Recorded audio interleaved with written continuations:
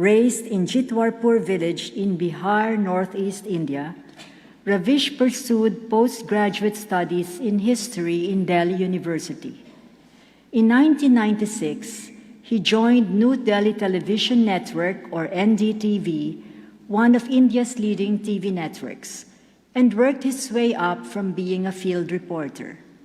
After NDTV launched its 24-hour Hindi language news channel, NDTV India, he was given his own daily show called Primetime, reaching a Hindi-speaking audience of 422 million.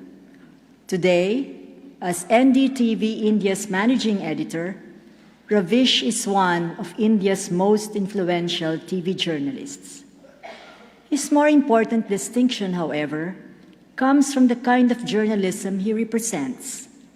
In a media environment threatened by an interventionist state, toxic with jingoist partisans, trolls, and purveyors of fake news, and where the competition for market ratings has put the premium on media personalities, tabloidization, and sensationalism, Ravish has been most vocal on insisting that the professional values of sober, balanced, fact-based reporting be upheld in practice.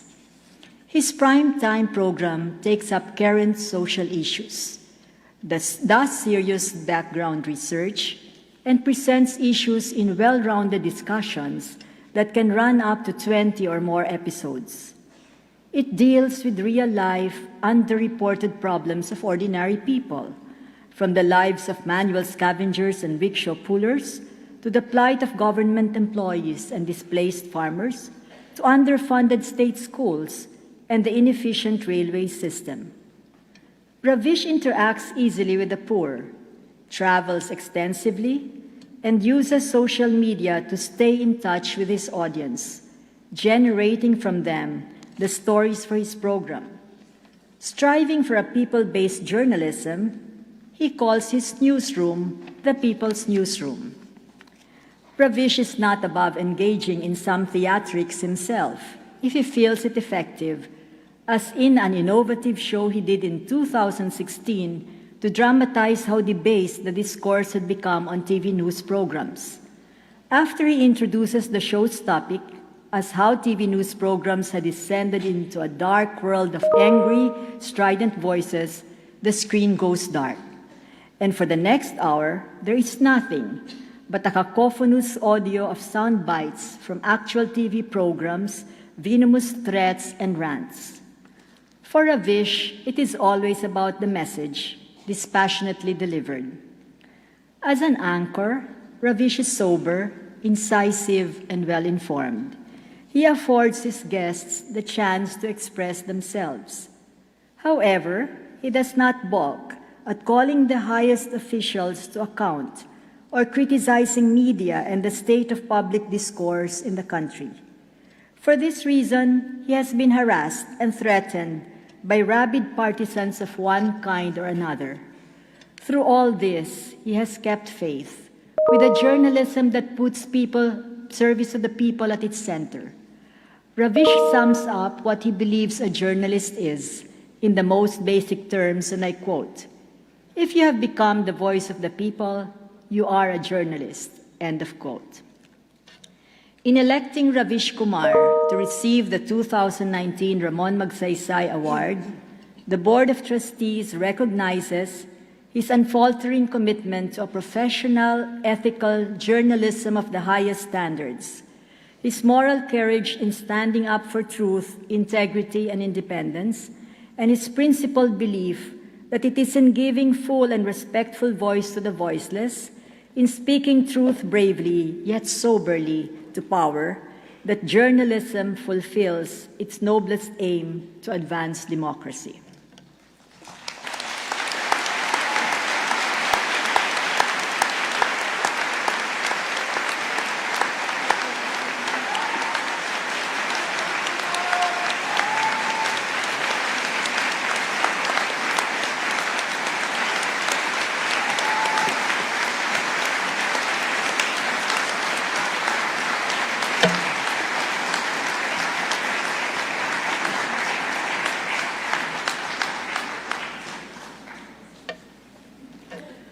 Ravish Kumar of India will now deliver his response.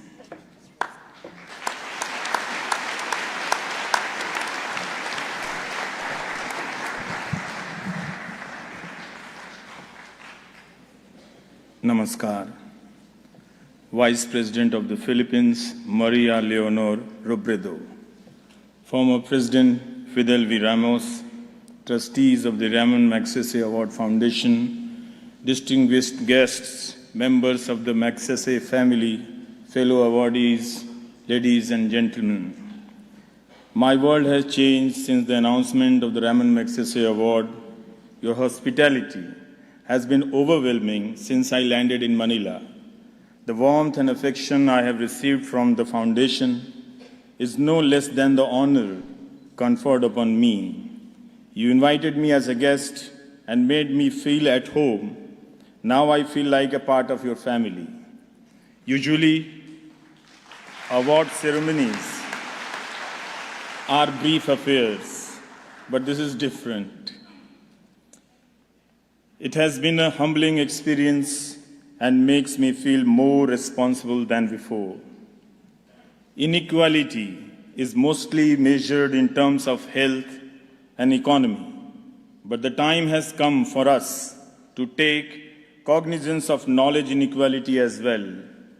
When resources for quality education have confined to a few cities, we cannot even begin to imagine what are the repercussions of this inequality in smaller towns and villages. Clearly, the source of knowledge for a vast multitude is the propaganda machine of WhatsApp University. One cannot entirely blame today's youth, since they have been denied quality education and information. It becomes all the more important to evaluate the crisis of media in this context. If media too begins to function like the WhatsApp University with fake news and fake knowledge, what then would be the consequences for society? It is a good sign that India's citizens have begun to understand this. That is why the congratulatory messages that I am receiving are also replete with worries on how the media has turned rogue in India. Therefore, while I am happy for myself today, I am also filled with sadness looking at the state of the profession I represent. Indian media is in a state of crisis, and this crisis is not accidental or random, but systemic and structural. Being a journalist has become a solitary endeavor, as uncompromising journalists find themselves being forced out of their jobs by news organizations, and those corporate owners are never questioned. Nevertheless, it is heartening to see that there are still some who continue to put their lives and careers at risk to practice honest and meaningful journalism. Some women journalists are speaking out and managing to survive on freelance earning.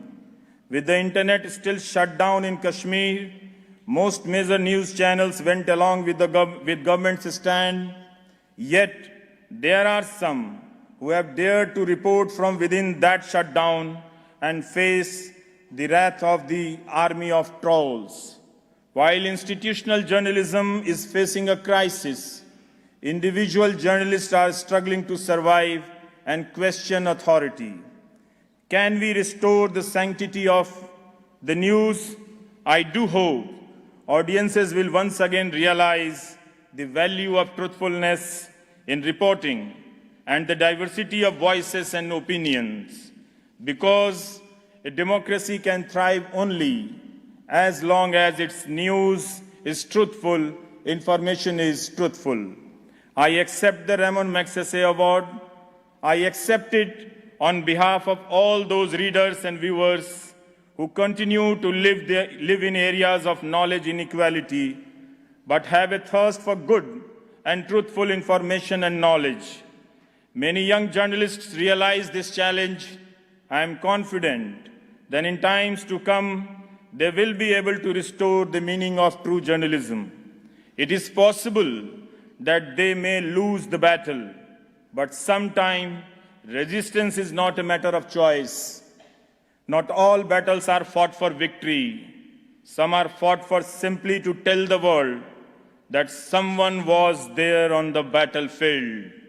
I accept this award on behalf of all such journalists, and I thank my millions of viewers of NDTV. I thank my wife, life partner Noena, my two lovely daughters, Tanima, Tanisha, and childhood friend Anurag. Once again, I thank the Ramon Magsaysay Award Foundation. Jai Hind.